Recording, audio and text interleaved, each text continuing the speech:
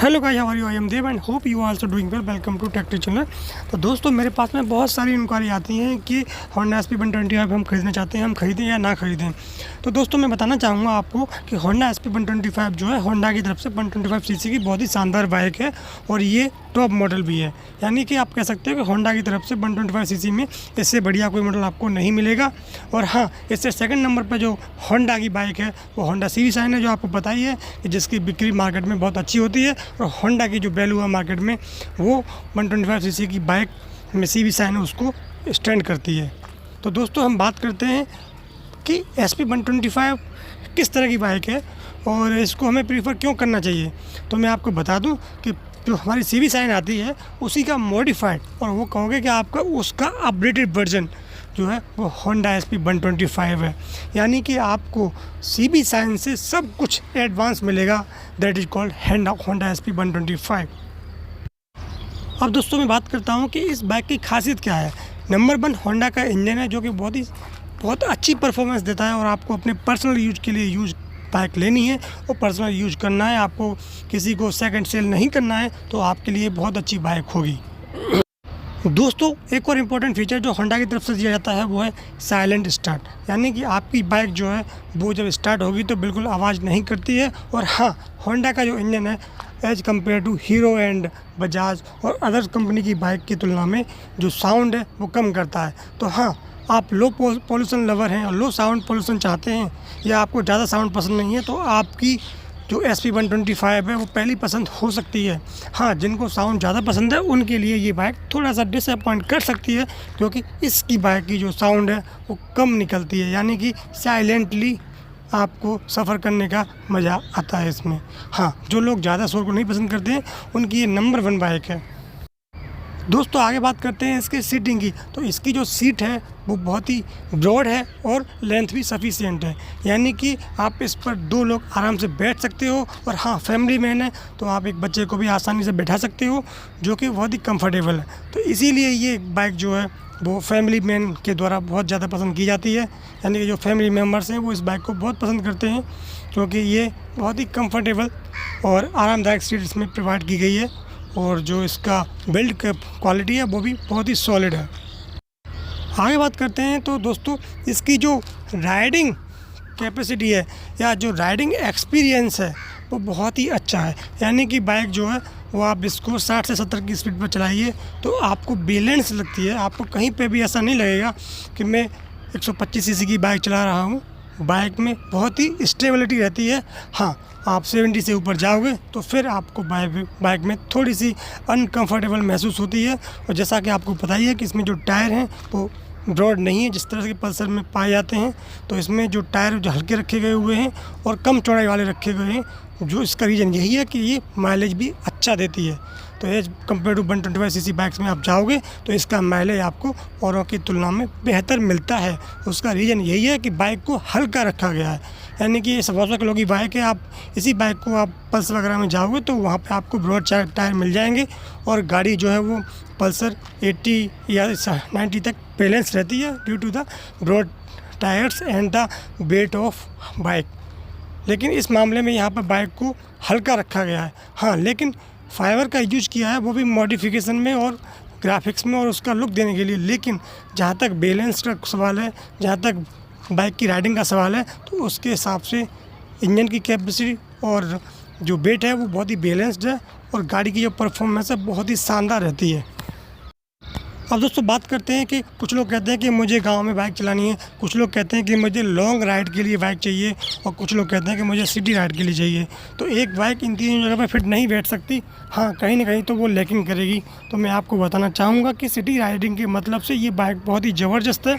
और हाँ, आप यदि लॉन्ग राइड पर जाना चाहते हो तो लॉन्ग राइड में आपको उतना मज़ा नहीं आने वाला है, क्योंकि बाइक उस तरह से डिज़ाइन नहीं की गई है।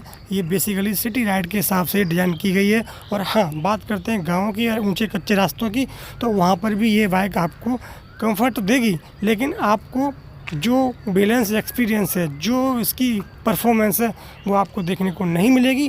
क्योंकि ये एक तरह से आप कह सकते हो कि लग्जरी टाइप में बनाई गई है। तो क्योंकि जहाँ ऊंचे नीचे ज़्यादा गड्ढे होते हैं तो आपका जो फ्रंट शॉकर है उसके टकराने की आवाज़ आती है, यानी कि कट कट की आवाज़ सुनाई देगी आपको, जो कि आपको बहुत ही डिस्कम्फर्ट करेगी कि आप जब बाइक चला रहे हो तो अचानक से ब्रेकर आया या गड्ढे आए तो एकदम से आगे का शॉकर जाके लगता है नीचे और उससे कट की आवाज़ आती है, तो आप उस समय अपने को थोड़ा सा अनकम्फर्टेबल महसूस करेंगे दोस्तों। और इसकी एक जो अच्छी बात है वो ये इसमें डिजिटल इंस्ट्रूमेंट कंसोल मिलता है, यानी कि 125 सीसी की रेंज में इस कॉस्ट में, यानी कि 1 लाख के आसपास की रेंज में आपको किसी भी बाइक में डिजिटल इंस्ट्रूमेंट कंसोल नहीं मिलेगा। हाँ, आप कह सकते हो कि डिजिटल इंस्ट्रूमेंट कंसोल है, लेकिन हाँ वो भी ब्लैक एंड वाइट में आपको कलर नहीं मिलेगा। हाँ, एक तरीका है, आप उस पर स्टिक करा कर उसको आप कलर जैसा अनुभव ले सकते हो। हाँ, ये आपको अलग से 100-200 रुपये खर्च करने पड़ेंगे और आप उस पर स्टिकर लगवा सकते हो, जो कि आजकल ब्लू और ब्राउन डिफरेंट कलर में, येलो कलर में मिलते हैं, जिससे जो मीटर की रीडिंग का जो लुक है वो बहुत ही अच्छा हो जाता है। दोस्तों बात करते हैं नाइट राइडिंग की, तो इसका नाइट का जो राइडिंग एक्सपीरियंस है बहुत ही अच्छा रहता है। उसका रीज़न एक ही है कि इसमें अब बाइक में आपको एलईडी हेडलाइट मिलती है।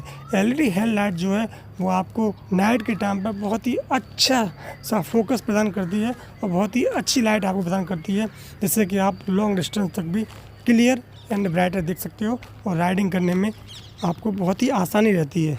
और जो टेल लाइट है वो भी बहुत ही सिग्नेचर की तरह डिज़ाइन की गई है, वो बहुत ही अच्छा लुक देती है, तो नाइट में आप इस गाड़ी का लुक देखते ही बनता है। हाँ, थोड़ा सा आप स्टिकरिंग वगैरह और करवा लें रेडियम की, तो उससे जो बाइक है वो बहुत ही अच्छा और एक एग्रेसिव आपको लुक देती है, जिस लुक को आप बहुत ही पसंद करोगे। तो कभी भी आप किसी बाइक को खरीदने की प्लानिंग कर रहे हो तो उससे पहले होंडा SP 125 को नाइट में आप एक बार चला के ज़रूर देख लें, उसकी लाइट को जला के देख लें, तो आपको समझ में आ जाएगा कि हाँ और बाइकों से कितनी बेटर है। क्योंकि 125 सीसी की बाइक्स में और किसी में अभी हेडलाइट LED की नहीं देखी गई है। जो बाइक KTM वगैरह की हैं उनमें भी आपको वो बहुत कॉस्टली पड़ती हैं, तो आप कह सकते हो कि इंडियन बाइक्स में 125 सीसी में हेडलाइट जो है LED की वो बहुत कम देखने को मिलती है, मिलती ही है, तो वो बहुत कॉस्टली मॉडल पड़ते हैं, जिनको कि लेना कोई बहुत अच्छी वो नहीं है यदि आप कॉमन मैन हो। हाँ, यदि आप स्पोर्टी लुक में और आप बाइक खरीदने के फ़ैन हो, चलाने के फ़ैन हो, तो आप फिर कितना भी कॉस्ट कर सकते हो खर्च, तो फिर अलग बात हो जाती है। लेकिन हाँ, इंडियन मार्केट में as compare to availability of the servicing, as compare to availability of the spare parts, तो उसके हिसाब से आपको 2-3 कंपनियाँ ही अच्छा आउटपुट देती हैं और जिनकी मार्केट में अच्छी पकड़ भी है। इसमें आप एक नाम आता है होंडा का, दूसरा आता है आपका हीरो का और थर्ड आता है बजाज का। इसके अलावा TVS भी है, यामा भी है और भी हैं, लेकिन इन 3 कंपनियों का मार्केट पर अच्छा पकड़ है, तो आप इनको आप चूज कर सकते हो। जो भी दोस्त अब 2021 में बाइक खरीदने का प्लान कर रहे हैं और SP 125 खरीदना चाहते हैं, तो वो थोड़े दिन और वेट कर लें। 2021 का अपडेटेड वर्जन आने वाला है, उस वर्जन को प्रीफर करें। अब अच्छा, उस वर्जन को प्रीफर क्यों करें उसका भी रीज़न है, मैं बताता हूँ। मैंने बाइक ली और मैंने उसको ड्राइव किया, देखा, उसका एक्सपीरियंस देखा, तो उसमें मुझे 2 बेसिक कमियाँ मिली। नंबर 1, एक तो गियर फंसने का इशू था, जो कि बहुत ज़्यादा इरिटेट करता था स्टार्टिंग में, और जो दूसरा इशू देखा था मैंने वो था कि मेरे मड गार्ड पे जो लेग गार्ड होता है वो टच होता था। तो उसको सर्विस में दिखाया तो पता चला कि जो लेग गार्ड था उस समय पर उन्होंने CB साइन का लेग गार्ड लगा दिया था। उस समय पे इनके पास में SP 125 का लेग गार्ड नहीं था, इसीलिए वो मड गार्ड से टच होता था और ब्रेक लगाने पे वो कट की आवाज़ करता था और मड गार्ड पे एक वाइट सा स्पॉट भी हो गया था। क्योंकि जैसे ही ब्रेकर पे आप गाड़ी रोकते हो तो मड गार्ड जो है वो लेग गार्ड में नीचे से टच होता था। तो अब वो पहली सर्विस में उसकी जो कंप्लेंट की थी, तो वो लेग गार्ड अब चेंज हो चुका है और उसमें अब SP 125 का जो डिज़ाइन लेग गार्ड है वो लगा दिया गया है, तो वो प्रॉब्लम दूर हो चुकी है। सेकंड प्रॉब्लम जो है वो गियर फंसने की थी। तो दोस्तों मैं बताना चाहूँगा कि गियर फंसने के जो इशू है वो होंडा के इंजन में, क्योंकि BS6 में पहली बार इंजन आया है, तो उसमें जनरली आपको सभी में मिलेगा। हाँ, ये प्रॉब्लम आपको पहली सर्विस के बाद में या दूसरी सर्विस के बाद में ही रिजॉल्व हो पाएगी। लेकिन हाँ, इतना बताना चाहूँगा कि ये पूर्ण रूप से रिजॉल्व नहीं हो पाएगी, क्योंकि अभी मैं अनुभव कर रहा हूँ और भी दोस्त राइडरों से बात हुई है तो उन्होंने भी बताया कि ये प्रॉब्लम इसमें है। तो इसीलिए हम इसको कहते हैं कि ये लॉन्ग रूट पे आप इसको प्रीफर ना करें, लॉन्ग रूट की ड्राइविंग के लायक बाइक नहीं है। और ये कुछ राइडरों से बात हुई थी तो उन्होंने यही बताया था कि ये जो बाइक है वो लॉन्ग रूट के हिसाब से डिज़ाइन नहीं की गई है कि आप निकल जाओ 500 किलोमीटर ले करके, तो वो उसके लायक नहीं है ये बाइक। उसके लिए आपको 150 सीसी की रेंज में जाना पड़ेगा यदि आप लॉन्ग रूट पर ड्राइव करना चाहते हो। हाँ, सिटी पर्पज़ के लिए तो कोई दिक्कत नहीं है। तो गियर फंसने का जो इशू है अब तक रिजॉल्व हो चुका है, लेकिन कम्प्लीटली नहीं हुआ है। कभी कभी फर्स्ट से सेकंड में हम जाते हैं गियर में तो उस समय पर दिक्कत आती है, बाकी और सेकंड थर्ड फोर्थ में कोई दिक्कत नहीं आती है। लेकिन फर्स्ट से सेकंड या सेकंड से फर्स्ट में जाते हैं तो उस टाइम पर दिक्कत अभी भी देखने को मिलती है। यानी कि अब आप लॉन्ग रूट पे तो आपको गियर चेंज करने की इतनी ज़रूरत नहीं पड़ती है, लेकिन ये गियर का इशू थोड़ा सा अभी भी है।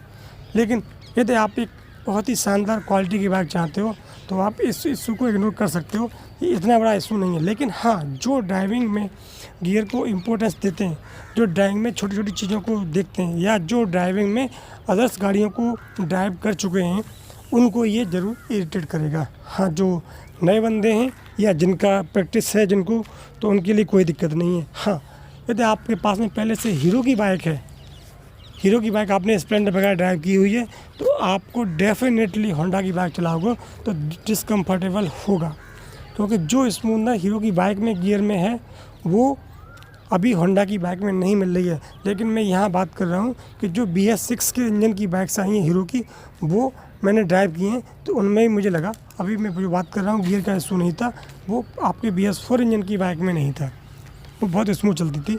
तो आज की डेट में आपको जब भी जाओ तो आपको एक बार ड्राइविंग करके ज़रूर देख लेना है। और हाँ, ये प्रॉब्लम ज़रूरी नहीं है कि सभी में हो, ये कुछ गाड़ियों में देखने को मिलती है ज़्यादा और कुछ में बहुत कम देखने को मिलती है।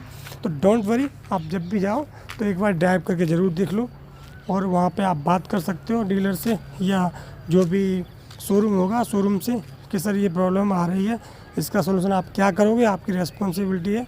तो मे बी वो उस प्रॉब्लम को आगे तक हाईलाइट कर दें। और हाँ, हो सकता है ये इशू पहले से ही एड्रेस कर चुके हैं, तो अब 2021 का जो नया मॉडल आएगा उसमें हमें ये इशू सॉल्व होता हुआ मिले। लेकिन आप जानते हो कि इंजन एक बार डिज़ाइन हो जाता है तो उसके पार्ट्स में चेंज करना इतना आसान नहीं रहता है कि हम हर पार्ट को चेंज कर दें जब चाहें। वो एक कंप्लीट सेटअप होता है, डिज़ाइनिंग होती है उसकी।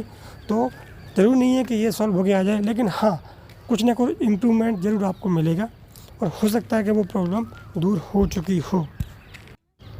तो दोस्तों, मैं अब मान के चल रहा हूँ कि आपको SP 125 खरीदने के मामले में कोई भी डाउट है वो दूर हो चुका होगा।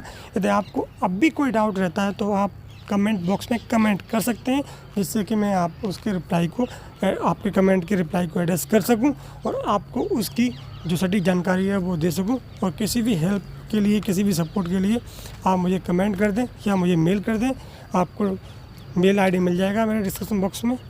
और दोस्तों, एंजॉय करें राइड को। और हाँ, एक चीज़ और, जैसा कि आपको पता है कि कोविड का बहुत ज़्यादा आज की डेट में प्रकोप चल रहा है, तो आप 2 गज दूरी, मास्क जरूरी वाला सिद्धांत जरूर अपनाएं।